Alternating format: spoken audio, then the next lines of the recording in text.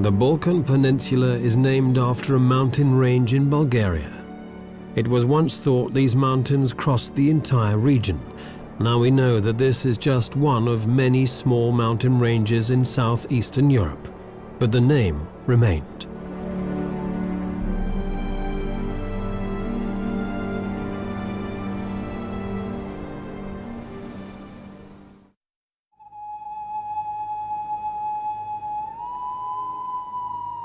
Dumitor lies in the north of Montenegro.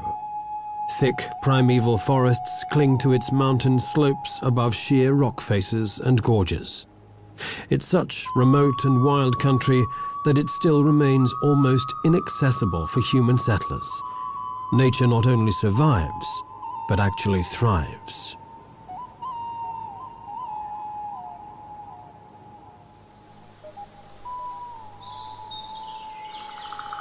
This is a truly ancient forest. These 50-meter-high black pines have stood for half a millennium and are the last of their kind in Europe.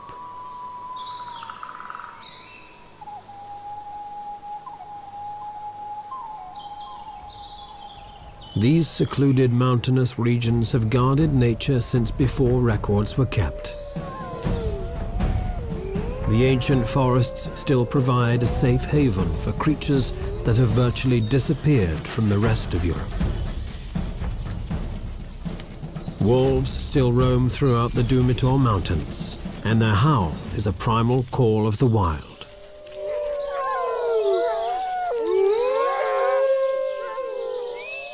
A pair of honey buzzards nest above them.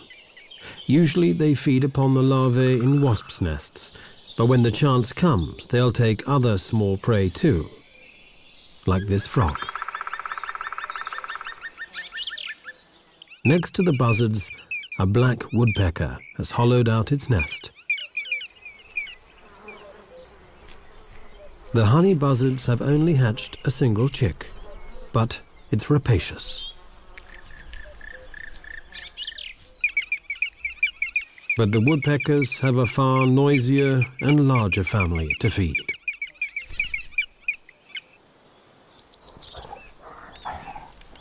These mountains still remain as a home for the brown bear. It's late in autumn and this bear is putting on as much fat as possible before finding a cave to hibernate in and survive the harsh winter of the Balkans. Another animal that survives in the wilderness of Dumitor is the lynx. Shy and wary, the lynx silently moves and hunts in these forests, but now they are few and far between. Probably only around 100 Balkan lynx remain. Those few humans who do live here give the bear a nickname, Medved, the honey eater. And it's a suitable name, for its fat belly is almost entirely the result of honey plundered from many beehives. Bears seldom, if ever, leave the protection of these forests that cling precariously to the more gentle mountain slopes, but then abruptly end.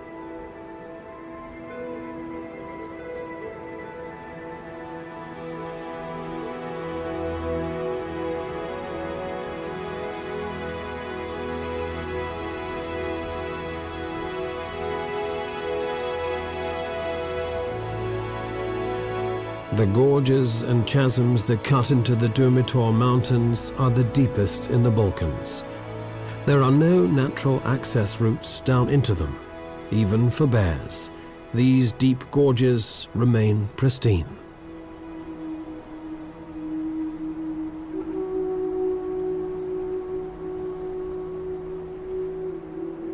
The greatest of them all is the Tara Canyon, a spectacular example of the raw power of nature. At 1,300 meters deep and 78 kilometers long, the Tara Canyon is the deepest and longest in the whole of Europe.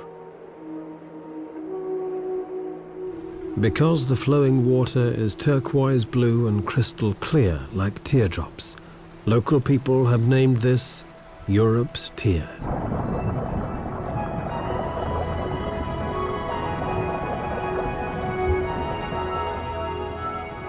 swimmers like the European otter are able to get to the bottom of the canyon.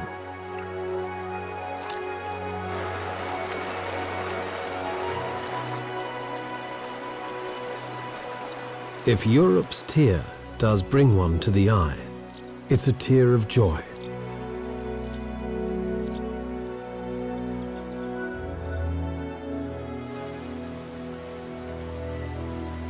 Dumitor's status as a national park has given the canyon protection.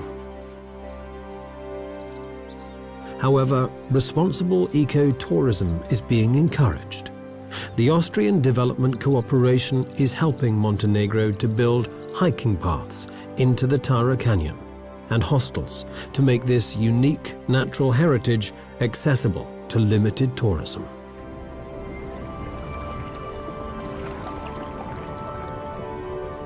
Once in the water, the European otter is in its element. With a streamlined body, the otter swims effortlessly through the river while it hunts its prey, often river trout.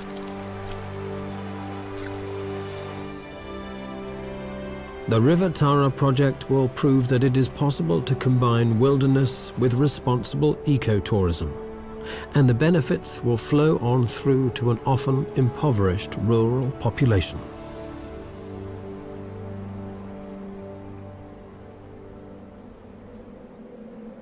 Over 1,000 meters above the Tara Canyon lies an almost barren landscape.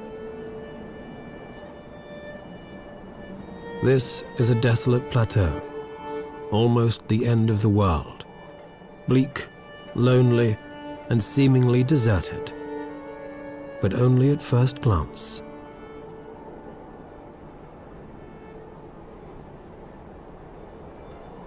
People still live here, forgotten by time and isolated by their environment, but yet very much a part of it.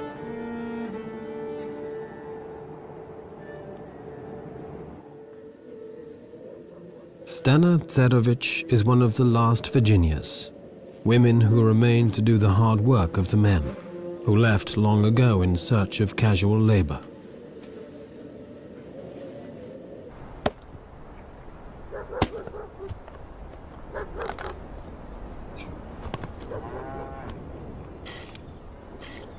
Stana remained with the farm and the animals and the daily struggle to survive.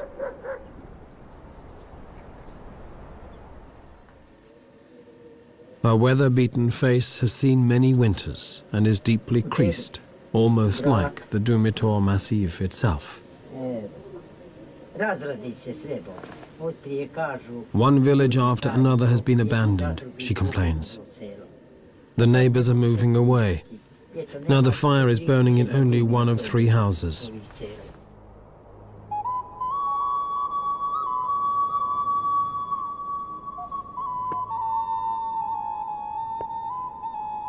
Stana has always lived here in Dumitor. The sparse vegetation can barely feed her 5 cows.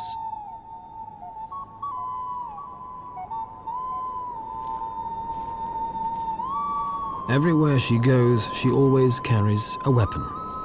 But just who gave her the old rifle remains her secret. And why does she carry it? To keep the wolves at bay.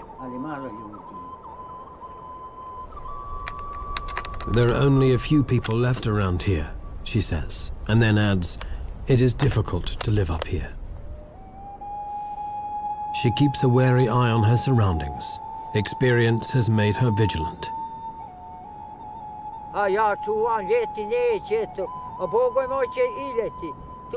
One night, she recalls, with fear creeping into her voice, the cows were on the range by themselves.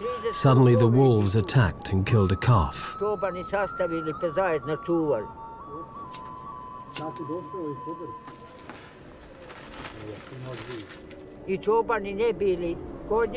The wolves took the calf by the throat and would not let go, even when she tried to chase them away. They were not afraid of us humans, she continues. The older cows tried to protect the calf, but the wolves simply tore it apart until there was nothing but blood and a few bones. It was a whole pack of wolves, she says. And when they had finished, nothing was left behind.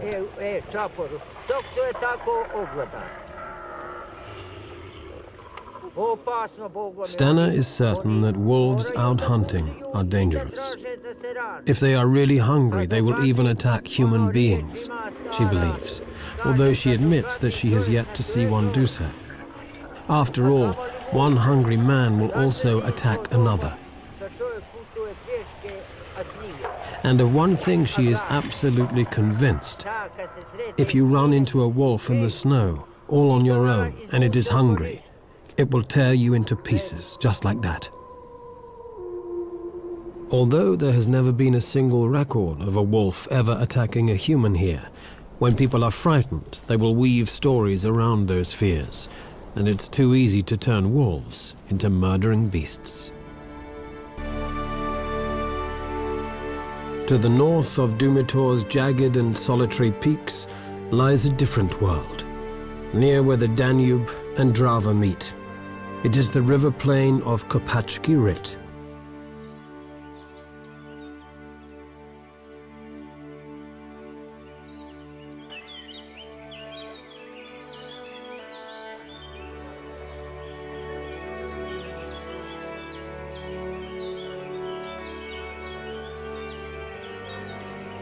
Kopacki Rit is in the east of Croatia.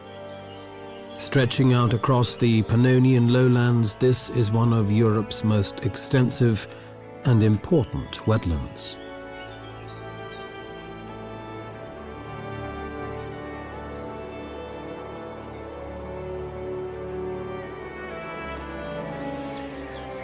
This is where one of the largest and oldest river forests to be found anywhere along the Danube grows.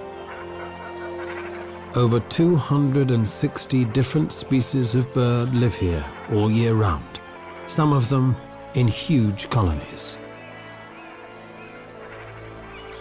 For about 3 months of every year, large parts of the forest are flooded by seasonally rising water. This is a great crested grebe with its recently hatched chick. Life just couldn't get any better.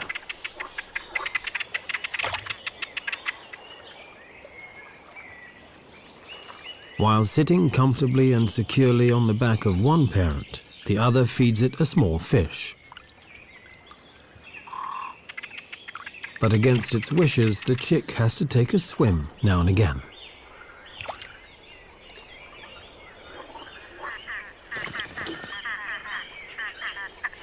Although the chick is able to swim and dive as soon as it hatches, a ride on a parent's back is always preferred. But when both parents are busy, the chick won't get its own way. Another freshly caught fish keeps it happy for a while. But that's it.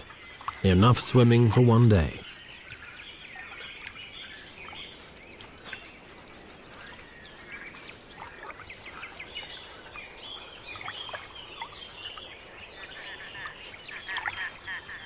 Persistence will always win in the end. At last, the chick can snuggle down between its mother's wings once again. For the moment, Kopacki Rit seems like paradise. But danger still lurks, though. For once, this was a war zone. During the Croatian War in 1991, the front line went straight through this area. Large tracts of the wetlands were mined. Most of the mines have now been cleared, but some were never found, and they can be moved by the floodwaters from place to place. A zone declared safe today could be... It's a paradox of war. Keep people out, and nature returns. The Kopacki Rit forests were once a hunting ground for the Habsburgs, and then later for high-ranking Yugoslav politicians. Since the mines were laid, the hunters have stayed out.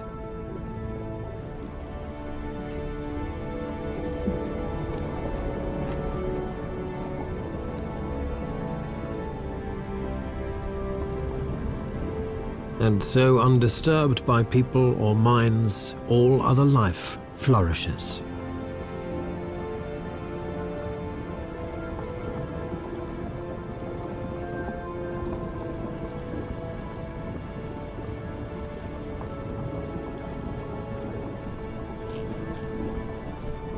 There are over 40 species of fish in these wetlands, and their abundance helps maintain the densest population of white-tailed eagles anywhere in the Balkans.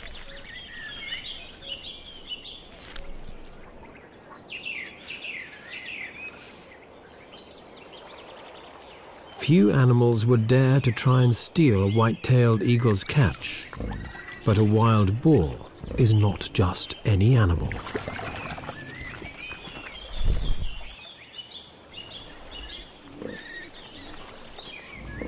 If anyone is brave enough or foolish enough to wander into Kopachki despite the risk of the mines, they'd be wise to follow the boars. With a sense of smell so well developed that a boar can find even the smallest of buried truffles, strange-smelling mines are no problem to avoid. And in fact, the trails and clearings used by the wild boars are reliably mine-free.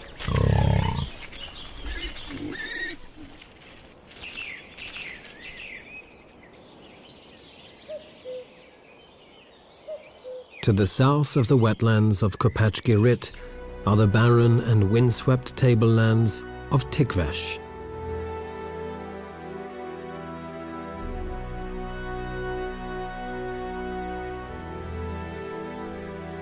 This is Macedonia, and Tikvesh is now the Balkans' last stronghold for vultures.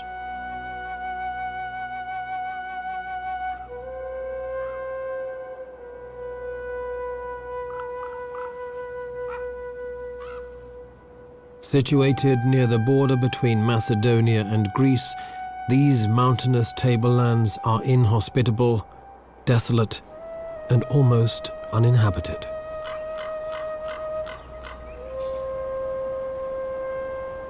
Clouds move ominously across a landscape stretching to infinity, where the boundary between sky and earth becomes blurred.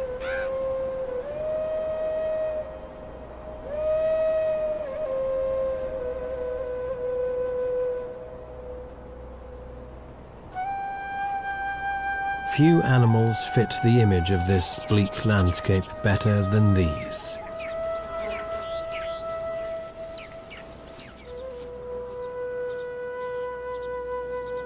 Griffon vultures in particular like to live in these rocky mountains, where the thermal updrafts can carry them up high with little effort.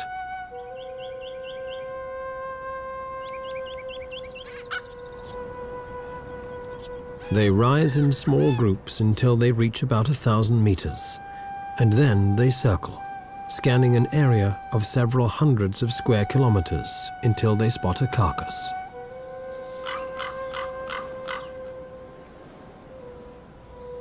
Griffon vultures normally live in large breeding colonies, building their nests on steep rock faces. These vultures were once widespread throughout the Balkans, but in the last 100 years they've been reduced to only a few breeding pairs. Toxic baits have helped to decimate them, but they've been hit even harder by the gradual disappearance of livestock. The vultures are carrion eaters, and each bird needs around half a kilo of meat each day. But now there are fewer carcasses of sheep, goats and cows, which they can rely on. And to make matters even worse, there is competition. Even when in flight, vultures are constantly harassed by ravens. Intelligent birds, they learnt long ago that where vultures settle, there is also something in it for them. The vultures have spotted a dead cow, but a gang of ravens is already there. As soon as the vultures try to get to work on the carcass, the ravens start pulling at their tails. Bad table manners it may be, but an effective strategy to distract the vultures.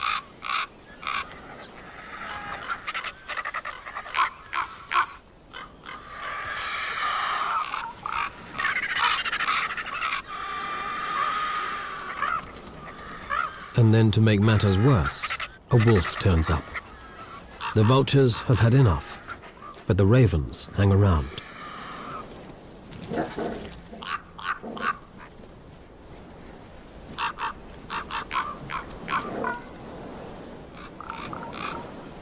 And even the wolf has trouble getting rid of them.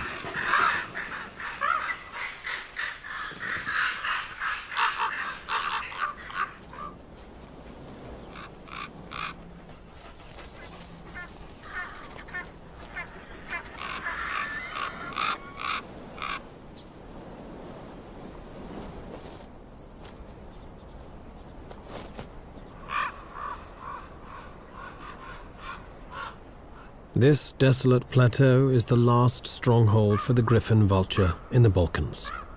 Numbers have dropped, and in the hope that the population will recover, the birds are now fed on a regular basis.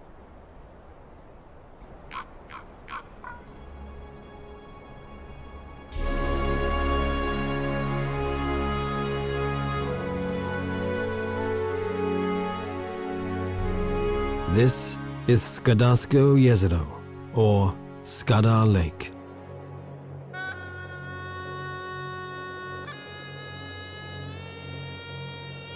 With its 50 islands, Skadar Lake between Montenegro and Albania actually looks more like a vast river system. But it's the largest lake in the Balkans, almost 50 kilometers long and up to 15 wide.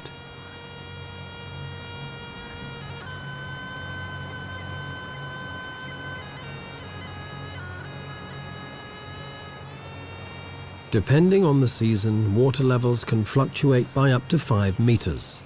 In ancient Greece, there was a saying, Panta rei. Everything changes. Nothing stands still. Only change is constant.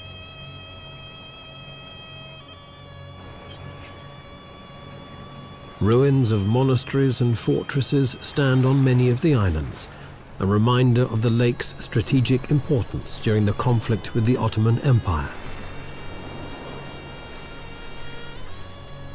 Some of the islands are actually just hills, but only connected to the mainland during a very dry summer. In the lake's northwest, on one of these hills, stands the fortified monastery of Kom, built in the 15th century. A monk of the Orthodox Church lives here alone, giving up his days to his faith and his belief in a better world through prayer.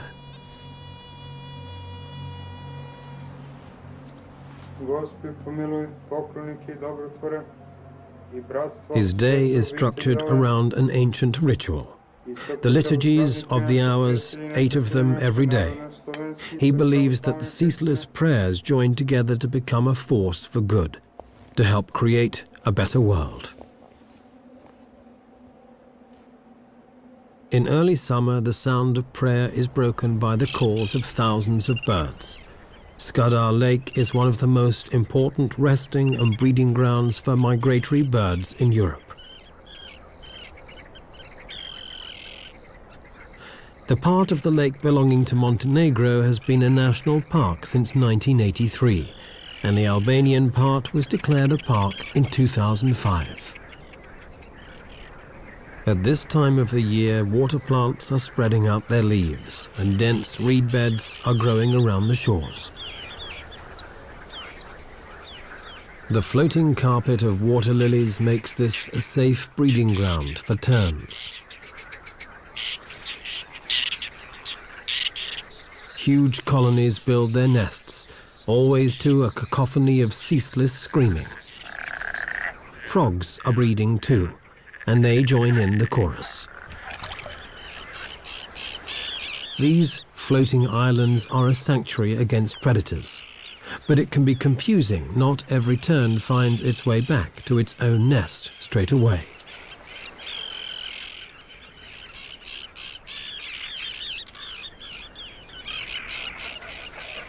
Larger waterfowl prefer to build their nests in the reed beds that fringe the lake, while thousands of cormorants use dead trees for their nests. Watching young cormorants feed is a salutary lesson. The youngsters poke their heads far into their parents' gullet in their haste to get their regurgitated fish. It's a miracle that they don't puncture their parents' throats. Other species breed in mixed colonies, like the elegant little egret and the spoonbill. Beneath them, a black-crowned night heron stalks amidst the reeds, while a squacco heron settles down to brood. Collective breeding is a strategy which gives a greater degree of security for all, as there are many vigilant eyes on the lookout for nest robbers, and the chicks are well hidden between the reeds. Skadar Lake at the west of the Balkans is a paradise for birds, even if there are no elves. On the eastern borders, there is a vastly different land, one with a mosaic of colourful fields, some planted, some not. This region is called Dobrucha, with its steppe grasslands in the northeastern tip of the Balkan Peninsula, between the Danube and the Black Sea. Only a few subsistence farmers live here. Fertile fields and fallow ground lie side by side, making the country resemble a quilt. Fertility and barrenness alongside each other. In May, the wild poppies and cornflowers sprinkle the cornfields with vivid colors. They thrive because here the farmers use little fertilizer and never spray their fields with pesticides. The plow is still horse-drawn, as it has been for centuries. In Dobrucha, many ethnic people, Bulgarians, Romanians, Russians, Tatars, and Armenians live side by side.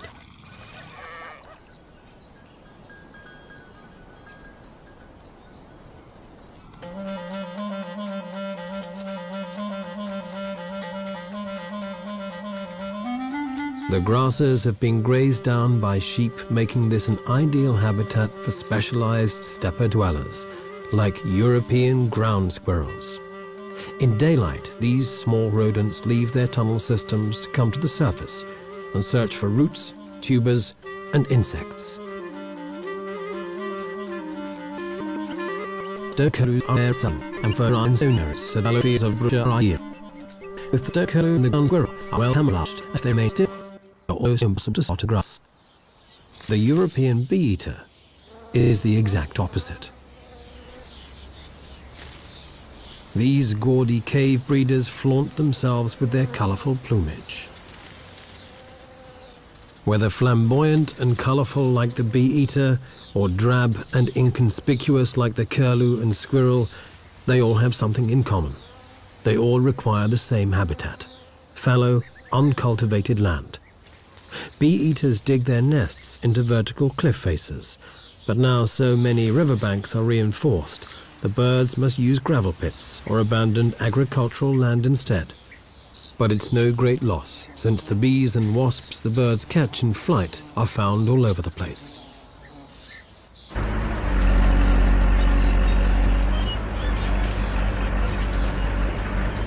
This old quarry in Dobrucha will be shutting soon.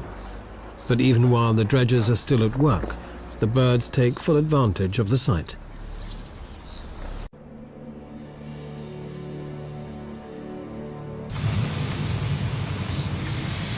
And this year they are joined by thousands of rosy starlings, which suddenly appear and also move into the quarry. This is fairly unusual, for rosy starlings come from India. They spend the winter on the subcontinent, then in summer they normally migrate to the Mongolian and Kazakh steppes. But this year, some traveled west, probably following insect swarms until they ended up in the Balkans, in this stone quarry in Dobrucha.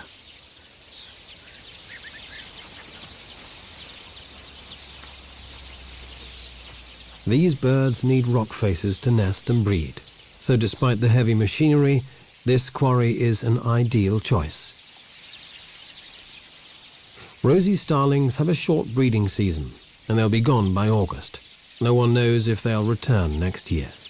But certainly this year they add another interesting hue to Dobric's rich palette of colors. From the colorful mosaic of Dobric's fields to the spreading water of the Delta Dunării, to the sea of mosquitoes.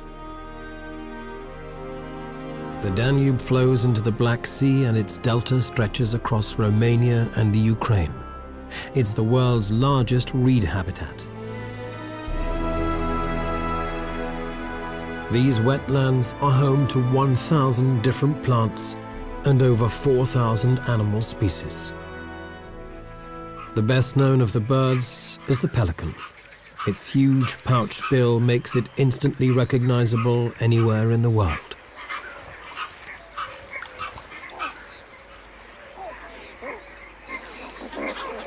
Hidden amidst this maze of water channels with their forests and reed beds are enormous breeding colonies of pelicans, some containing hundreds of pairs. 2 pelican species are found in the delta, the Dalmatian pelican and these white pelicans. Every summer, 4,000 breeding pairs fly north from Africa to this delta region.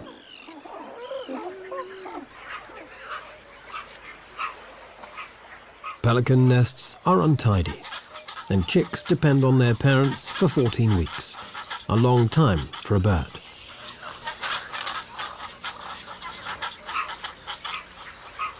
These nesting colonies in the center of the delta are virtually inaccessible and strictly protected. During the breeding season, nobody is allowed to come anywhere near what is the largest pelican colony outside Africa.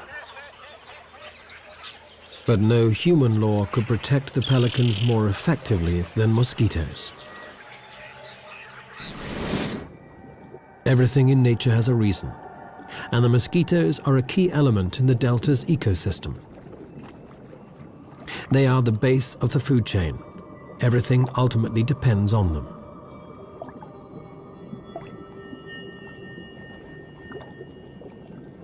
The biomass of mosquitoes in the Danube Delta is quite awe-inspiring.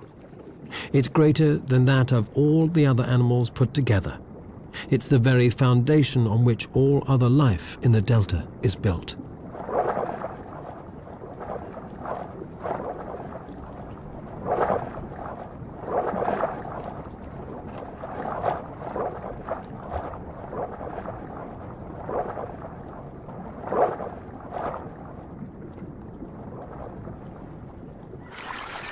The Danube may well be Europe's most famous bird paradise, and Aleš Toman, a biologist, has spent more than 12 years here, but he's not looking for birds. He's been up and down the river system countless times in pursuit of a ghost, an animal rarer than almost any other in this huge waterlogged wilderness. Finding it is never easy, especially when there is water on all sides.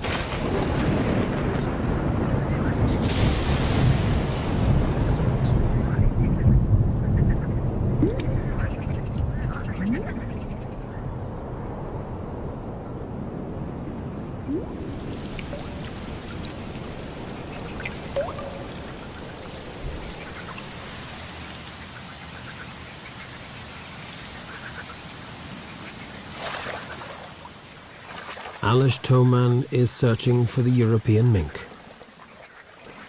a shy and cryptic animal belonging to the marten family.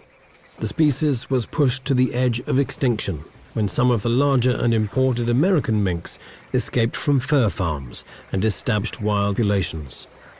The native European minks were outcompeted, and the Danube Delta may well be their last refuge. In the summer months, when there is no shortage of food, the European minks occasionally venture out, but then only at night.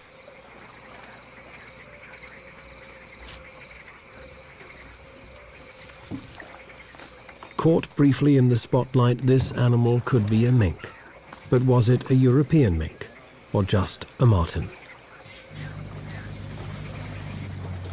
Before Aleš can find out, the animal has vanished into the night.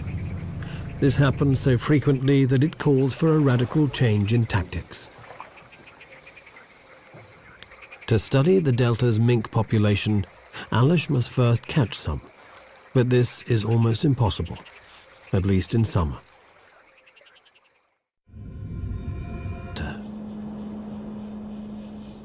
The lakes are frozen. Life seems to have come to a standstill. But only at first glance. Migratory birds from the Arctic have arrived to spend the winter here. The cold is far less intense than above the Arctic Circle, and crucially, the birds are able to find enough food here.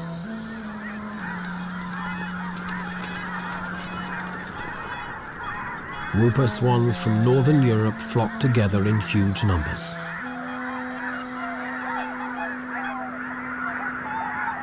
And when 60,000 red-breasted geese take off as one, the sky turns dark.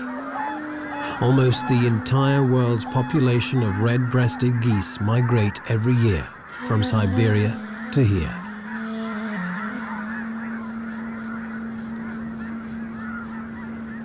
Human beings are the rarest species in the Danube Delta. This is the least densely populated region in Europe.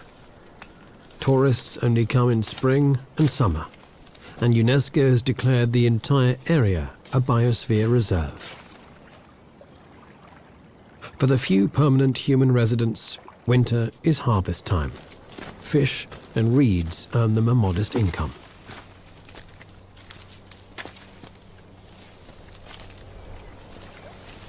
In winter, the fishermen are allowed large catches, but from spring onwards, a rigorous quota is strictly enforced to protect the breeding stocks.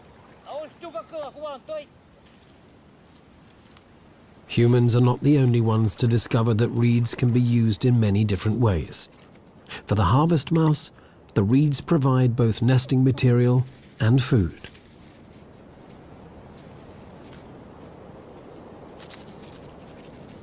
These tiny rodents are about 5 centimeters long and barely weigh 10 grams. But it's an ideal size when you have to move up, down, and across reed stalks all day long.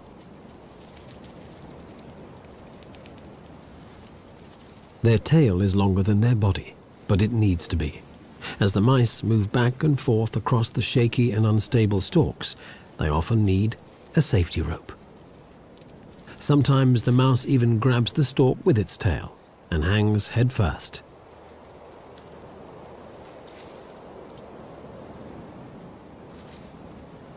Cute as they may be, harvest mice have many predators. Birds of prey, foxes, snakes, even fish. And the shy and cryptic European minks also have them on their menu. Alish Toman's search continues. In winter months, the mink must also hunt by day, and this makes it far easier to try and observe and even catch them.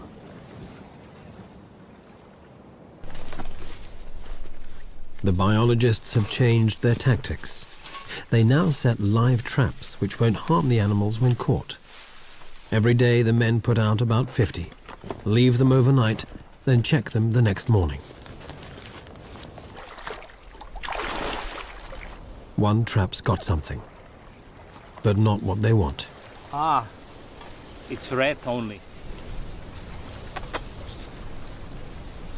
Next time. Okay.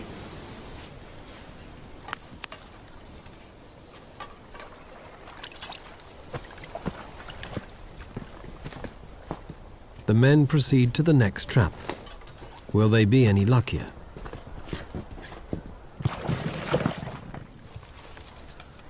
No. Another dud. Days and weeks pass by without success.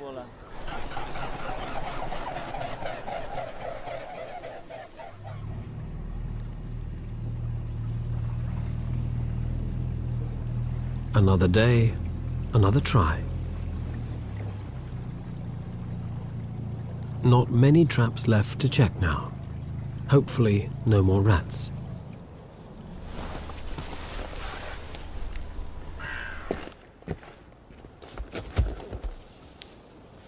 Ah, Titi, come. Mink. Excellent. Titi, look, we have mink. And then at last, a mink. Alish Toman has a broad smile all over his face. The captured mink probably isn't so happy. Since the 1950s, the European mink has been losing the battle to its far hardier American namesake. Added pressure from hunting and destruction of its habitat pushed the European mink to the brink of extinction. Now the last remaining populations live in Spain and the Baltic. But the Americans haven't conquered the Danube Delta yet. The mink is checked for health and condition, and loses a few hairs for genetic testing. It makes its displeasure very plain. Alish Toman is convinced the data he is gathering will prove that the only surviving healthy and stable population of the European mink is here, in the delta of the Danube.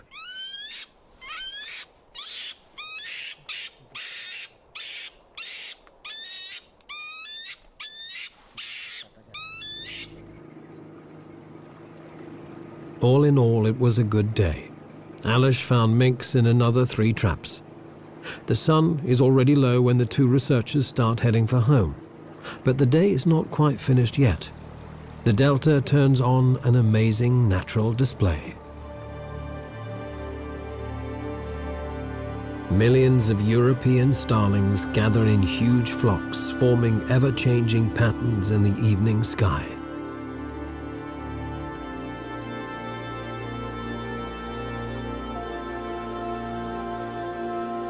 The flock hangs in the air like a swarm of midges, then shifts and changes. For the birds, it's time to find a roosting site for the long, cold night.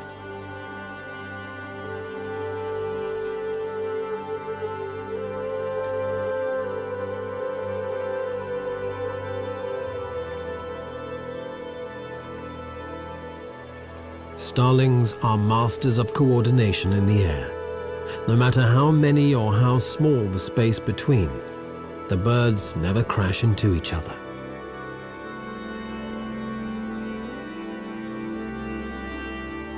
One minute they look like smoke, then without any effort they change into some pulsating superorganism, as if from another world.